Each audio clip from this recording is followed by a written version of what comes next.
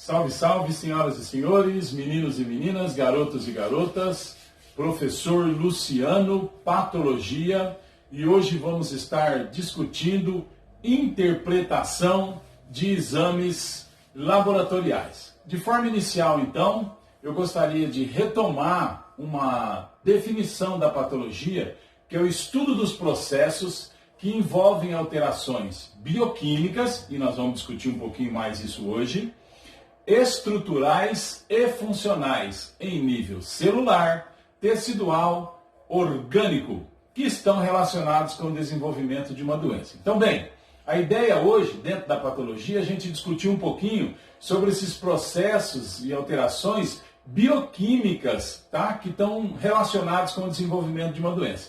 Muitas vezes não é possível ainda se observar a patologia a olho nu, mas é possível observar alterações bioquímicas a nível de célula, e dentro desse contexto, o profissional que está cuidando de você, o profissional médico, vai poder o quê? Fazer intervenções de uma forma precoce, de uma forma antecipada. Dentro desse pensamento da interpretação de exames laboratoriais, eu coloquei alguns temas. Eu vou tocar até um determinado momento para essa aula não ficar muito longa e depois provavelmente gravamos a parte 2, a parte 3 dessa aula, mas a ideia é a gente discutir coagulograma, os exames que são feitos pré-operatórios e algumas vezes em acidentes com animais peçonhentos, por exemplo, o hemograma e o histograma, parasitológico de fezes, creatina, urina, o exame parcial de urina, o lipidograma, mais o colesterol total, HDL, LDL, VLDL, o lipidograma como um todo, né? O triglicerídeos, a amilase, a creatinina, os senhores vão ver que eu coloquei creatina e creatinina, a dosagem de ferro. Nós vamos discutir TGO, TGP, o AST e ALT, né? Conforme lhes agradarem. O teste de tolerância à glicose, ureia, estradiol, progesterona, prolactina, T3, T4 e TSH, glicemia de jejum, e daí nós vamos discutir. A glicemia de jejum é como se fosse uma foto, né? Aquele momento da pessoa, como é que está a glicemia naquele momento. Depois nós vamos discutir a hemoglobina glicada, muitas vezes os senhores vão ver descrita a hemoglobina glicosilada, que é um filme dos últimos meses da glicemia do indivíduo que está sendo testado, o índice de Roma, que a resistência à insulina. Preparei também para vocês a proteína C reativa, e também nós vamos discutir, eu vou colocar aqui a proteína C reativa ultrassensível, que nós vamos já discutir logo no começo da aula em problemas do sistema cardiovascular, CK e CKMB, o CA125, CA15.3, CA19.9, a alfa-fetoproteína, o beta-HCG feito em gestantes e não gestantes, como uma forma de marcador, e o cortisol. Bem, quando a gente fala de interpretação de exames laboratoriais, ao interpretar um exame, o que é que nós precisamos observar? O estado do paciente. Por exemplo, ele está acamado, ele está internado, ele está tomando um soro, porque, por exemplo, esse soro pode estar fazendo o quê? Diluindo alguns constituintes, como nós vamos observar no hemograma, está apresentando uma falsa diminuição dos constituintes da série vermelha. Ele possui comorbidades, então vamos fazer as dosagens, mas já previamente entendendo se ele já sabe que ele é diabético, se ele está usando, por exemplo, alguma medicação, ele está usando uma insulina, sim, não, ele já está usando, por exemplo, um anticoagulante, vamos fazer um exame de coagulação, mas precisamos saber, ele está usando um anticoagulante, ele está usando um ácido acetil salicílico. Sexo é importante, por quê? Eu estou fazendo um hemograma, é uma mulher, de repente a interpretação não convencional, mas a interpretação funcional, e é isso que nós vamos discutir também hoje, essa interpretação convencional, olhando valores de referência, a interpretação funcional fazendo essa inter-relação entre os exames. Bem, o sexo é importante? Sim. Uma mulher, depende da idade dela, ela está menstruando, depende da idade, ela já não está menstruando mais. Raça é importante. Por exemplo, eu vou pedir um exame de talassemia, dependendo da raça, não é necessário, não é comum isso, certo? Uma anemia uma suspeita de anemia falciforme, geralmente na raça negra. A altitude é importante do local onde está sendo colhido, ou da onde a pessoa está vindo recentemente, é importante, porque isso aí muitas vezes pode influenciar a nível de glóbulos vermelhos. Então tudo isso é interessante quando você parte do pressuposto não só da interpretação convencional, que nós estamos falando observando valores de referência, mas também interpretação funcional. Temos que observar tudo isso ao interpretar um exame. Bem, como eu disse, então, a interpretação funcional, nós estamos observando o quê? Saúde e doença, a inter-relação dos exames que foram solicitados. Observar a avaliação diferencial dos constituintes, e não somente a avaliação eletrônica. Então, estou com dúvida no hemograma. Eu queria saber como é que está a parte vermelha. Quero pedir uma observação diferencial dos constituintes, muitas vezes lhe interessa. Observar também a metodologia que está sendo utilizada pelo laboratório e os valores de referência. Os senhores vão ver que durante essa aula eu coloquei alguns resultados, eu procurei retirar o nome dos laboratórios. Eu não estou aqui pontuando se está certo ou está errado. Tá errado. Eu estou só pontuando que muitas vezes você vai fazer a interpretação laboratorial de um exame, você tem que observar o tipo de metodologia que aquele laboratório está usando e também, às vezes, os valores de referência, dependendo da metodologia, do kit que ele está utilizando, são ajustados. Então, você que vai interpretar os exames deve estar observando isso. Eu queria só colocar aqui para vocês, de uma forma inicial, uma justificativa, por exemplo, é o estudo de alguns exames que vão ser abordados. Por que, por exemplo, dosar uma glicemia? Por que dosar um colesterol? Por que fazer uma dosagem de triglicerídeos, HDL, LDL, VLDL? Além dos prejuízos causados pela patologia como um todo, então eu estou tendo uma alteração na glicemia, eu estou tendo uma alteração, estou apresentando diabetes, estou com uma dislipidemia, também tem suas ações síncronas e sinérgicas, por exemplo, destes exames que eu acabei de citar, atuando nas doenças do sistema cardiovascular. Por exemplo, o diabetes, a hiperglicemia, tá? A síndrome, no caso, chama-se diabetes, né? Então, ela vai fazer o quê? Ela vai aumentar a viscosidade do sangue. A dislipidemia, ela vai fazer o quê? Ela vai aumentar a viscosidade do sangue. O tabagismo não é uma patologia. Não faz bem fumar, com certeza. Mas o tabagismo só para a gente entender, um dos resultados da queima do tabaco é o monóxido de carbono, ele possui alta afinidade pela hemoglobina. Então o que acontece? Esse monóxido de carbono se liga à hemoglobina e eu preciso do quê? Eu não preciso do monóxido de carbono para nutrir minhas células, eu preciso do dióxido de carbono. Então o que acontece? As pessoas que fumam muitas vezes, a grande maioria das vezes, esse monóxido de carbono se liga na hemoglobina e eu vou tendo uma produção maior de glóbulos vermelhos. Para quê? Para mim poder carrear oxigênio. Então eu também vou tendo o quê? Um aumento da minha viscosidade do sangue.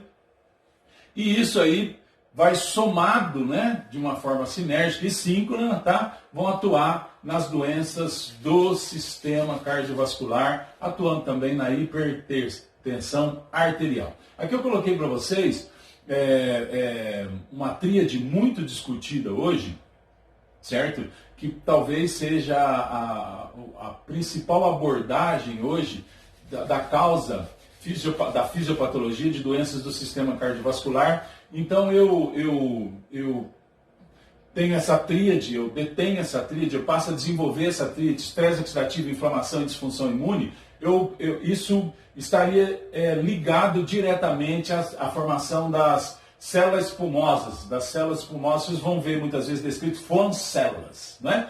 Então, monócitos que migram e passam a ser denominados de macrófagos, né? Vão fagocitar LDL oxidado e vão formar aquelas células espumosas e vão formando aquelas placas de ateroma. E nós precisamos entender o quê? que essas placas, né, essas plaquinhas de ateroma vão fazendo o quê? Ou placas, eu usei o termo plaquinhas, essas placas de ateroma vão fazendo o quê? Além de obstruir a passagem do sangue, a obstrução da passagem sanguínea, ela também vai fazendo o quê? Vai mudando o tipo de fluxo sanguíneo, porque o fluxo sanguíneo deve ser o quê? Laminar e não turbulento, e isso aí também traz malefício, deletério para o organismo do paciente, tá? Eu só queria discutir de forma inicial a aula hoje, a nossa discussão hoje é sobre interpretação de exames laboratoriais. Estamos discutindo aqui de forma inicial este exame, a proteína C reativa ultrassensível. A proteína C é produzida pelo fígado, é uma proteína de fase aguda geralmente, mas ela também está ligada com o quê? Com problemas do sistema cardiovascular. Então, o laboratório que você solicitar essa proteína C reativa vai apresentar uma metodologia e nessa metodologia ele vai apresentar os valores de referência para doenças inflamatórias e os valores de referência para doenças coronarianas. Esse que lhes mostro em particular, a ideia é que ele esteja abaixo de 10 para que aconteça, para que este paciente esteja com baixo risco de doença do sistema cardiovascular. Bem, ainda dentro da interpretação de exames laboratoriais, eu gostaria de discutir com os senhores o seguinte: algumas observações prévias devem ser observadas. Você tem que prestar atenção em algumas coisas, como por exemplo, eu vou fazer uma glicemia de jejum, a pessoa não pode se alimentar, então é glicemia de jejum, ele deve se abster da alimentação. Tipo de alimento, por exemplo, que ele está fazendo a ingestão nos últimos 2, 3 dias. Eu vou fazer uma pesquisa de sangue oculto nas fezes, então alguns tipos de alimento, beterraba, carne vermelha, tem que ser evitados. Eu vou fazer um exame, por exemplo, de PSA, do antígeno prostático específico. A ideia é você evitar a atividade sexual 1, 2 dias, dependendo do laboratório, faz essa solicitação. O horário de coleta é importante. Por exemplo, eu vou fazer cortisol, um exame chamado cortisol. Coloquei nessas nossas discussões. Então, o que é importante eu entender?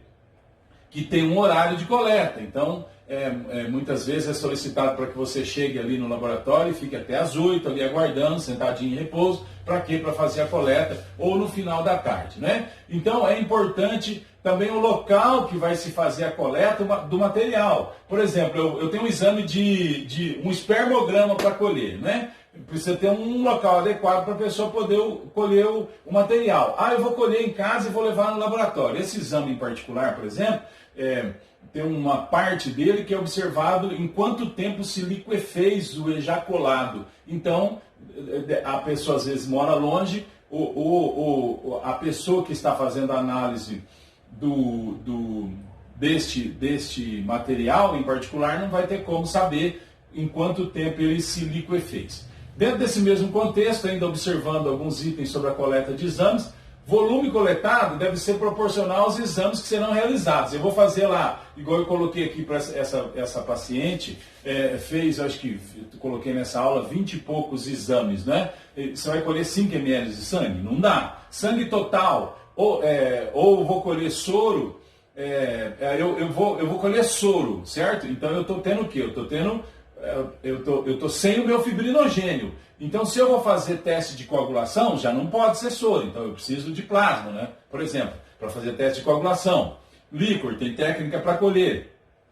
Fezes, tem um volume adequado. Eu trabalhei em laboratório muitos anos.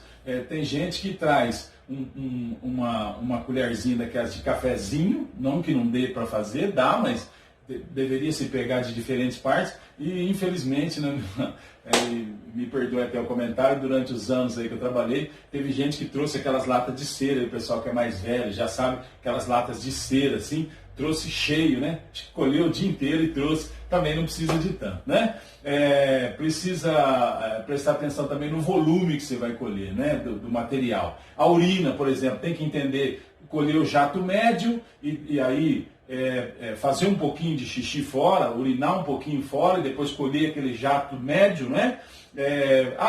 Vou fazer prova de coagulação e estou tomando anticoagulante. Não que não possa fazer, mas às vezes é necessário fazer de urgência, mas às vezes, se você puder suspender o medicamento e não tiver problema com a patologia que você está enfrentando, ou informar o laboratório, porque esse resultado aí vai ter que ser pensado não só em interpretação convencional, mas uma interpretação funcional também.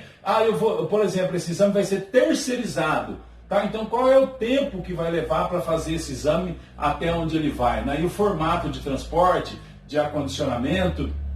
Aqui eu coloquei uma foto de uma coleta aí com um scalp, né? Colhendo com um scalp, parece uma borboletinha. Aqui num sistema a vácuo, né? Com o vácuo timer, né? Posicionar o braço da forma adequada, fazer asepsia, usar o garrote da forma adequada. N fatores que são importantes ser observados. Aqui damos sequência, acho que é o segundo exame que nós estamos discutindo. Coagulograma. Então, esse teste coagulograma. Aqui nós temos tempo de coagulação, temos tempo de sangria, temos tempo de protombina, atividade de protombina, tempo de tombroplastina, o KPTT. São N fatores. Eu coloquei a foto de 2 exames. Então, coagulogramas são provas que podem ser solicitadas, por exemplo, por médicos e dentistas, para analisar e detectar alterações no tempo de coagulação do sangue. Esses exames são muito importantes, principalmente no pré-operatório, de cirurgias. Você vai fazer uma cirurgia de médio e grande porte, ou vai fazer uma extração de um dente, muitas vezes o dentista pede isso para você, tá? O médico pede nessa cirurgia, são fundamentais quando o paciente apresenta histórico de sangramentos repentinos ou de doenças que alteram a coagulação. Então, coagulogramas também são solicitados quando o paciente, por exemplo, você foi picado por um determinado tipo de animal, uma cobra, por exemplo, certo? E ela apresenta algum tipo de toxina que altera a cascata de coagulação, fatores intrínsecos e extrínsecos, ou você está tomando algum tipo de anticoagulante e precisa ver como é que está, corrigir isso, a dose, ajustar a dose, então ele é solicitado muitas vezes. Aqui eu tomei a liberdade de colocar para vocês uma foto do exame chamado tempo de sangria, né? Para observar a integridade da função plaquetária da parede vascular, um exame bem antigo, de baixo custo, fácil de fazer, só precisa da técnica adequada.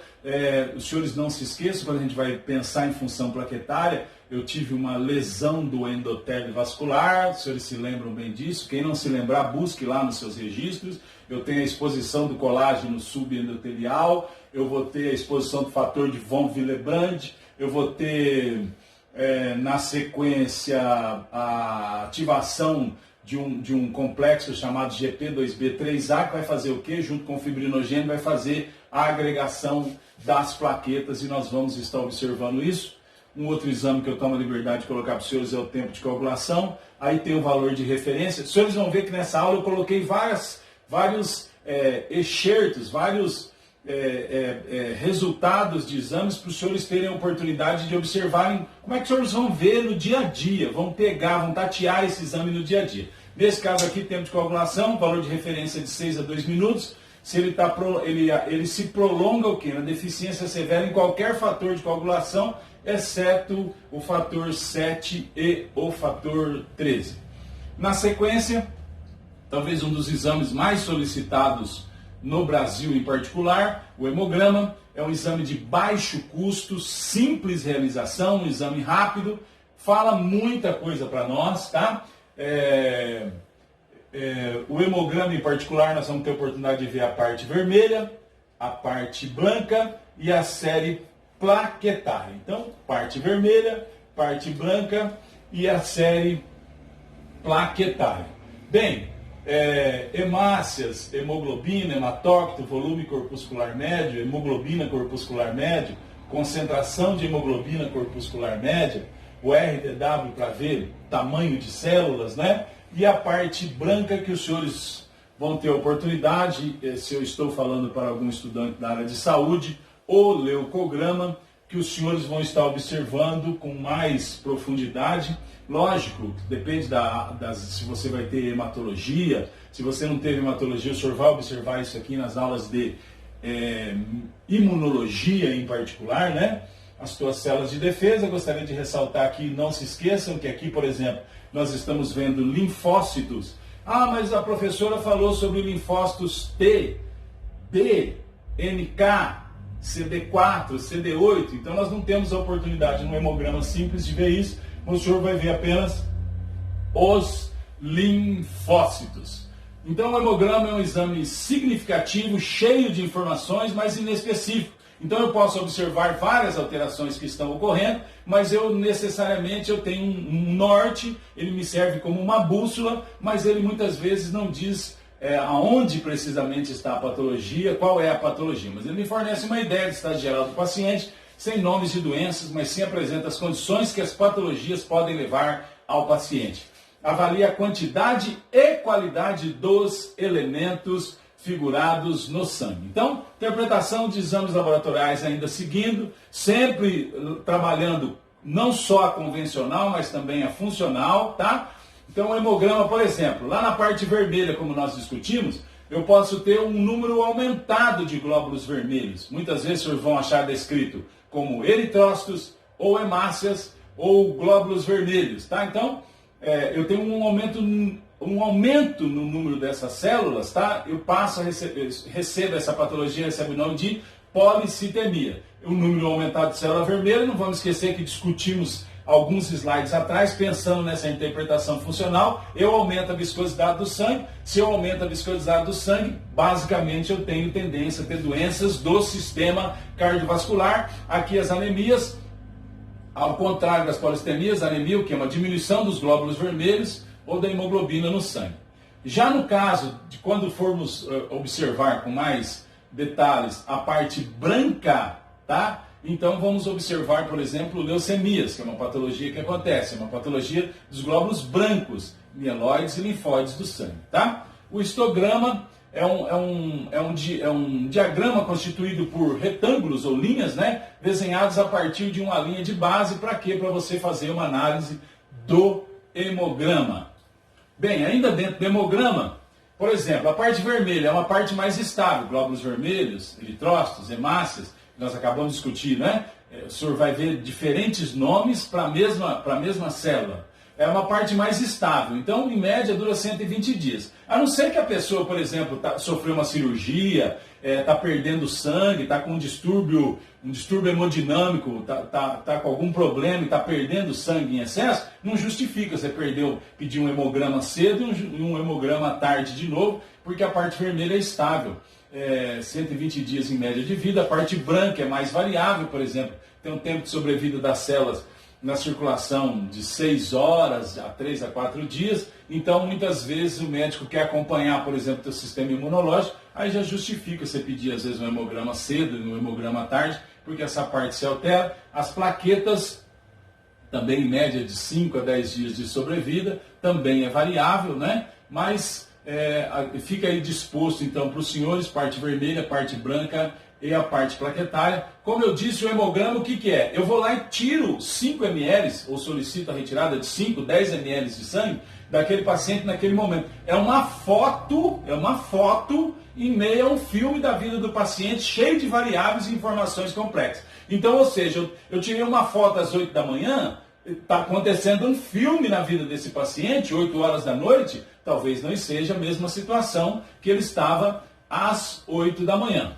Ainda seguindo dentro do hemograma, a série vermelha, por exemplo, eu posso ter, como discutido, as anemias, eu posso ter policitemias, que é o aumento dos glóbulos vermelhos, eu posso ter alteração na morfologia das células. Os senhores vão ver, por exemplo, eu posso ter alteração no tamanho das células, tá? Aqui são glóbulos vermelhos que os senhores vão observar normais, aqui tem eles um pouco aumentados, tá?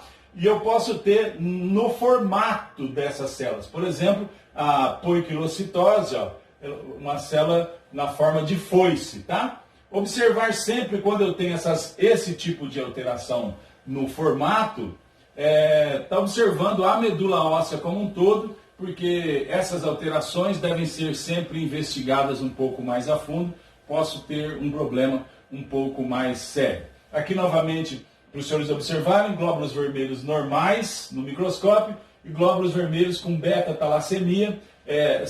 São glóbulos vermelhos mais enfraquecidos, pálidos. O senhor vai ver que tem uma forma de alvo, a célula, né, fica num formato de alvo, e formatos e tamanhos diferenciados. Aqui uma foto de uma anemia megaloblástica, né? Você está vendo células com tamanhos maiores, não é? Tamanhos, formatos não normais destes glóbulos. Aqui eu trouxe para os senhores observarem a série branca comigo. Quando nós temos um aumento dos leucócitos, nós temos, a maioria dos exames trabalha lá entre 5 a 10 mil com leucócito total. Alguns de 4 a 11, mas fica em torno disso, 5 a 10 mil. Então, por exemplo, eu tenho um aumento desses leucócitos, o senhor vai receber muitas vezes embaixo do exame escrito leucocitose, o senhor tem uma diminuição desses leucócitos, o senhor vai receber essa palavra leucopenia, e a leucemia são alterações diferenciadas que vão entrar a princípio se discutirmos nessa interpretação de exames laboratoriais, alguns exames de neoplasias, tá? O uso de corticoides muitas vezes interfere, ele é um imunomodulador, muitas vezes eu puxo para baixo esse meu número de leucócitos totais. Aqui eu trouxe para os senhores observarem a morfologia do que é um neutrófilo segmentado, de um linfócito, de um monócito, de um eosinófilo e de um basófilo, duas fotos diferenciadas para que os senhores observem os granulócitos e os agranulócitos. Bem, nós temos aqui as plaquetas, que estão descritas também dentro do hemograma. Como os senhores observaram lá no hemograma de forma inicial, eu disse que nós vamos observar, grosso modo, os glóbulos vermelhos, a parte branca e a série plaquetária. Os limites normais vão de 140 a 450 mil. Como eu disse, tem que observar o laboratório que está fazendo esse exame. Às vezes eles aceitam de 150 a 400. Geralmente é elevado em aonde? Na artrite reumatoide, doenças mieloproliferativas, neoplasias, alguns tipos de infecções, diminuídas aonde? Na púrpura trombocitopênica, na leucemia aguda, na anemia plásica e em outras situações, tá? Neste caso aqui, as plaquetas, para os senhores observarem entre os glóbulos vermelhos, né? Os senhores também vão ver este nome das plaquetas, trombócitos, muitas vezes. Eu quero agradecer a companhia dos senhores até o momento e até mais ver.